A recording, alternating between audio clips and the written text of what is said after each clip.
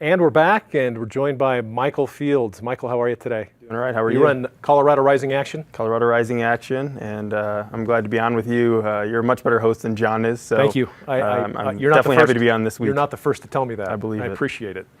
You talk about TABOR, the Colorado's Taxpayers Bill of Rights. Mm-hmm. All right, and you talk about this a lot. And there's going to be a measure on the ballot that's passed out of the legislature, and it's going to ask Coloradans to permanently give up their tax refunds under the Taxpayers Bill of Rights. Is that the gist of it? Yeah, so it's going to be permanently on the November ballot. That'll happen. It's on the ballot. We don't know if it's going to win or not. I think it actually will be a close election for that. And yeah, so it got through the legislature this year. Only one Republican voted in favor, so it's a very partisan bill. But basically, what it would do under TABOR, TABOR allows us to vote on tax increases. It also has us limit the growth of government to population plus inflation. If it goes beyond that, we get refunds. We've had about $3.3 billion of refunds so far since 1992 when it passed. And this would totally take away that forever in the future and put it, what they say, towards roads, higher education, and K through 12 education, but they don't know how much money that's going to be each year. They don't know if it's going to be there at all, and they also really can't make sure that it goes to those things in the future because the legislature can do whatever it wants. When we're talking about that, it's like about the fact that the legislature can say money goes one place, mm-hmm. and that doesn't necessarily mean it's so. I think, here's just what I think. I think this is going to be a tough sell. It's going to be a tough sell because in order to make the case for this, they're going to have to explain to people why they need to keep this excess revenue so badly. Mm-hmm. And they're essentially going to have to try and cry poverty. But the state budget keeps growing every year. Yeah, so the state budget is huge, getting bigger each year. It was $32.5 billion this year, up $1.6 billion from last year. That's been going on for a while, right? Yeah. Everywhere you hear it's another billion, at least $1 billion bigger. Putting this in perspective, 10 years ago, the budget was $19 billion. Now it's $32.5. So it's gone up by over $1 billion each year. And Speaker Becker, when she was talking about this, she said, we need to pass this because population's gone up 50% since TABOR passed in 1992. So I crunched the numbers and said, yeah, population has gone up 50%, but the state budget's gone up 306%. And population's already cooked into that formula. And I'm sure we'll talk about, there's ways to get around it that they're doing and everything else, but the state budget is getting bigger each and every year. More money's going towards education, and really healthcare is the biggest piece of the pie. But they can't cry poverty and say they don't have the money to do the stuff they need to do. It's interesting you said that there's supposed to be a formula, population plus inflation. Population growth plus inflation, but the budget's actually growing faster than population.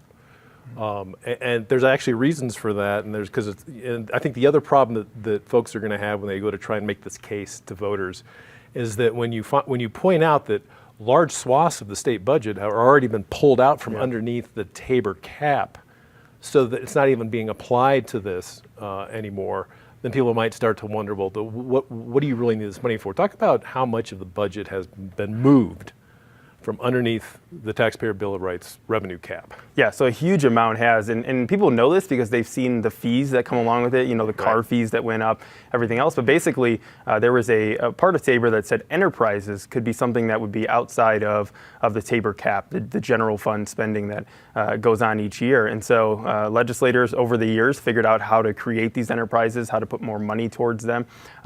Just a decade ago, you had enterprises that were $7.5 billion. Now that's over $18 billion is outside in enterprise funds. And enterprises are stuff like, the park. You go to the park, you pay $10 to get in, that money goes towards the park. That makes sense. What they're doing now are things like hospital provider fee and other things that they can take outside. And they tried to do the family leave bill as an enterprise that got killed this year, but that will be back. But they're just saying, we're just not going to count it in the general fund. We're going to make this other fund tax people, call it a fee, and get around TABOR. So I think, in the future, there has to be some kind of ballot issue or something to say, we need to make TABOR a little bit bigger. And if there's a big fee that's going to be hundreds of millions of dollars, people need to weigh in on that too. Interesting. So when you enterprises these various things, and the hospital provider fee being a great example. In fact, astonishingly enough, it still does not show up on your actual hospital bill, so you don't even know you're paying it. That's a section of the budget that is no longer even being applied to this limit that would kick in a refund, right? That's so right. Now you have to make the case to people that, right, we've only X percent of the budget is still even falls under that cap, but we need that excess too. Is that the gist of it? Yeah, and I think that's the key that you have to make is saying, you know what, we have TABOR in there for a reason. It's very popular. Recent polling showed, right out of the gate, it's 21%, in the positive. If you start educating people a little bit, it goes up to 71% support. I mean, it's enormous support for this. And I think going back to talking about why TABOR is important, why limiting the growth of government is important, it makes government more efficient, more effective. Having that conversation and then saying, you know what, them getting around it is only harming us. And back in 1992, they had these claims. They said there was going to be chaos. They said that Colorado would be closed for business. They said the Pope wouldn't be safe here in 1992 because we wouldn't have the money. Can't protect the Pope. Can't protect the Pope. Nothing, we have the number one economy. 27 later, we have the number one economy in the nation, according to U.S. News, USA Today.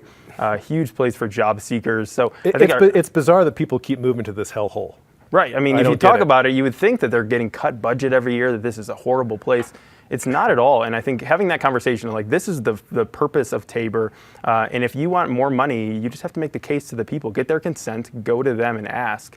I think when you make that and say, you know what, and this is why fees and enterprises should count in that, right. I think it's a good argument. But the first, battle is going to be this permanently taking away the TABOR refunds. Yeah, so it's interesting. You talked about the fact that there's a companion bill to go with this bill that says the money will go to this, and this. Mm-hmm. But we've heard that before from politicians. And here's the problem. This is not a constitutional change. This would be a statutory measure, which means that the legislature could change that anytime they wanted to. Yep. So one legislature can promise this money would go to education, would go to healthcare, would go to make puppies cuter, whatever, mm-hmm.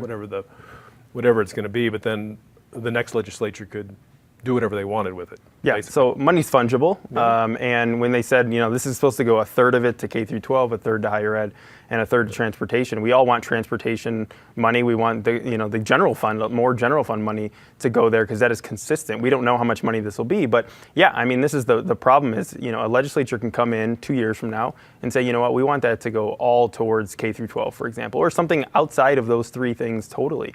And all they have to do is get a majority of the legislature because it's a statute. Mm-hmm. So they're going to sell this as it's going towards these priorities that people want dealt with. They want it dealt with the current budget, but they want it dealt with, and then they can change it at any point. So that permanent, there's no way to go back and say, you know what, it's only 5 years or anything like that. Like, these other things have happened in the past. This is permanent. It's permanently taking away your refunds. We've been down this road before. We had a thing called Referendum C, which was a 5-year timeout from these revenue limits. And that barely passed, and that passed even with the support of a very popular Republican governor, mm-hmm. Which we don't have at the moment. And at the time, they said that, 5 years, we want to do this, and that money's going to go to, it sounded awfully familiar, very, very familiar to where the money was going. And then several years after that, when people started, when the money from the Obama administration started running out from the Stimulus Act, people started looking for that Ref C money to see where it was going, and it turns out it wasn't necessarily going where it had been promised to go. Yeah, so it went to different parts of the budget. As he talked about, the budget outside of those things that it was supposed to go to grew much bigger pace than where it was supposed to go. And I think, knowing that was a 5-year thing, you can go back and assess it. And this is why, whether you voted for or against Ref C, this is way more, it's a very different because it's permanent. And I think that's the case that has to be made. It was a close Ref C, and I think this will be a close one too. But part of it is going back and saying, what did legislatures do with money? What are they doing currently? How big is their budget? Are they trying to get around the vote of the people in order to do whatever they want? And so I think this idea, this elitism idea that's at the Capitol, that we know better, that we know how to spend this money, our state, needs these quote unquote investments. People feel like they're spending and sending enough tax money to the government. So I think this is going to be an interesting battle. The thing they have going for them, it says without raising taxes, even though we know this is a tax increase. This is funny because it says without raising taxes, which is TABOR language, which is locked in there. But the fact of the matter is that if you don't get a refund, that sounds an awful lot like a tax increase to me. If you keep more money and spend more money, like it is a tax increase, and it will be to the average person. So I think that's going to be a case that our side has to have the resources, has to have the message to get out there and have that conversation. Sure. But on the ballot, the language definitely helps the proponents of this. But I think to your point, you're not going to have a lot of Republican support as you did with Ref C. I think you're going to have kind of almost universal. And because of the budget being so big and because of being permanent, I think it's going to be a really interesting battle. I think it's just interesting. You're literally asking people to give up their own refunds, and I think you just have to have a damn good reason why. And I'm not sure they're going to come up with a damn good enough reason. I think is that's just my thought. I mean, we'll see where we end up. And I agree. The last 6 statewide tax increases have lost at the ballot. And they haven't had a good reason, even for those. And so I think this is one of those. If we can, talk about this as a message of this is, you taking the refunds. It is a tax increase. I think it's going to get thrown in with those other ones and hopefully go down in November. All right, Michael. Thanks as always. Thanks for coming by. And be sure and check us out at CompleteColorado.com, and we'll see you next week. Okay.